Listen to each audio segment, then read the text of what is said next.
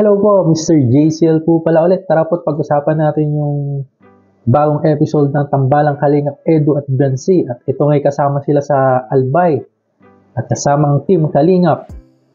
At pagdating nila ng Albay, kita-kita natin yung reaction ni Kalingap Edu na marami siyang naaalala doon. Alam mo naman natin kung ano yung kanyang naaalala. At tinatanong ito ni Biancy. At sabi niya ay wala siya sa mood. Gawa daw, di raw makita yung mayor na may pakulang. Ang sabi naman ni Biancy dito ay sasamahan niya raw si Kalingap Edu na gumawa ng panibagong mga alaala dun sa lugar na yon. So, mga panibagong masayang alaala. So, maraming mga supporter ang matutuwa sa mga sinabi na ito ni Biancy kay Kalingap Edu. At yun nga, sabi nga ni Biancy na handa siyang tulungan si Kalingap Edu na gumawa ng mga bagong memories dito sa Albay. And isa sa mga ginawa nila ay yung kumain ulit ng spicy ice cream. Yung dati rin ginawa ni Kalingap Edu na may naalala siya. At ngayon daw ay iba na yung kanyang maalala. Ibang tao na yung kanyang kasama at maalala dito. So, yun nga.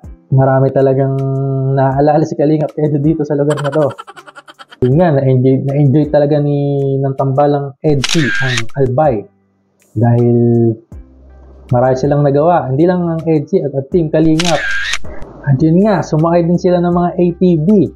At talagang nilakbay nila itong mga rough road. Talagang nag-enjoy sila. Hindi lang ang EDC ang nag-enjoy, alam ko, at kasama rin dito ang Jomcar at ang Team Kalingap, nag-enjoy sila sa pagsakay ng ATV dahil marami silang napuntahan at nalibot gamit ang ATV.